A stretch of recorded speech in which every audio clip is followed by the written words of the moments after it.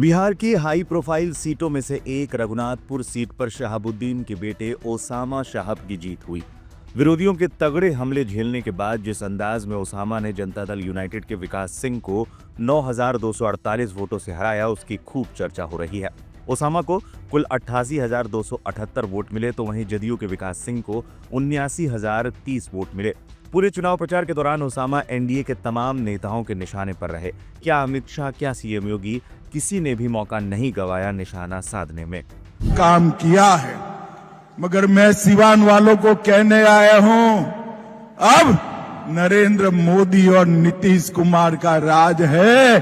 100 शहाबुद्दीन आ जाए, किसी का बाल बांका नहीं हो सकता। जंगल राज को नहीं आने देंगे, ओसामा को नहीं जीतने देंगे, शहाबुद्दीन की विचारधारा को नहीं जीतने देंगे। वो अपनी खानदानी आपराधिक पृष्ठभूमि के लिए इस पूरे क्षेत्र नहीं, देश और दुनिया में कुख्यात रहा है। नाम भी देखो ना, जैसा नाम वैसा काम। जगह जगह शहाबुद्दीन के मामलों का जिक्र किया गया ताकि नैरेटिव बदल सके, लेकिन चुनाव परिणाम बता रहा है कि उसका कोई बड़ा असर नहीं हुआ। शहाबुद्दीन के बेटे ओसामा की इस जीत के बाद चर्चा शुरू हो गई कि क्या सिर्फ पिता की विरासत का असर था या फिर कोई और समीकरण। आखिर कैसे ओसामा ने चारों ओर से घिरे होने के बावजूद इतनी बड़ी जीत दर्ज की। पिता की राजनीतिक विरासत को संभाला। सिवान का नाम आते ही सबसे पहले जिस नाम की चर्चा होती है वो है मोहम्मद शहाबुद्दीन की। दशकों तक सिवान की सियासत और गद्दी पर शहाबुद्दीन का राज रहा। पहली बार चुनावी मैदान में उतरे ओसामा इसी राजनीतिक विरासत के वारिस के रूप में उभरते हुए दिखाई दिए। पिता की तरह मजबूत पकड़, वही सामाजिक नेटवर्क बनाते हुए देखे गए। विरोधियों के हमलों को शांत रहकर झेला।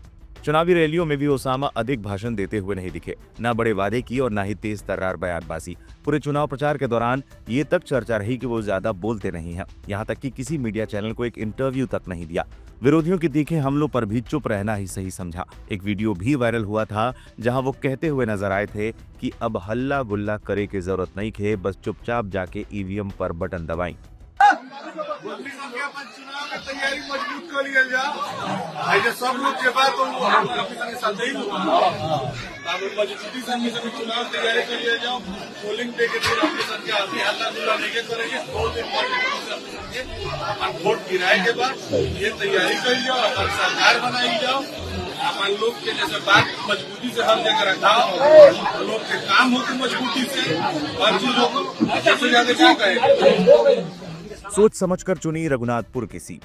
राष्ट्रीय जनता दल ने जब रघुनाथपुर से ओसामा साहब को टिकट दिया तब केवल उम्मीदवार चुनने का फैसला नहीं था, बल्कि एक सोची समझी रणनीति थी। आरजेडी अच्छी तरीके से जानती थी कि शहाबुद्दीन का परिवार अभी भी सिवान में बड़ा वोट बेस नियंत्रित करता है। ये दाव चुनाव में कारगर साबित हुआ। रघुनाथपुर सीट से तैयारी भी ओसामा ने काफी पहले से ही शुरू कर दी थी। जीत के और कई कारण। ओसामा ने अपने चुनाव प्रचार में खास रणनीति अपनाई। ओसामा ने मीडिया के सामने अपनी जुबान बिल्कुल नहीं खोली, जिससे वो विवादों से बचे और चुनाव प्रचार में चुप्पी की रणनीति उनके लिए कारगर साबित हुई। आरजेडी की मजबूत पकड़, खासकर यादवों और मुस्लिम वोटर पर, ओसामा की जीत में ये अहम साबित हुए। उन्होंने अपने इलाके में प्रभावशाली समर्थन बनाया। ओसामा साहब का नाम भले नया हो, लेकिन उनका नेटवर्क पुराना था, यानी उनके पिता का मजबूत नेटवर्क। यही नेटवर्क गांव-गांव तक पहुंचा, लोगों को जोड़ा, वोटरों को सक्रिय किया और बूथों तक कैडर को संगठित रखा। ओसामा को युवा चेहरा होने का भी फायदा मिला। सोशल मीडिया, रील्स और स्थानीय डिजिटल प्रचार में ओसामा की छवि को यंग फ्यूचर लीडर के रूप में दिखाया गया। सिवान की राजनीति में ये चुनाव सिर्फ एक सीट का नहीं, बल्कि एक नए दौर की शुरुआत का संकेत है।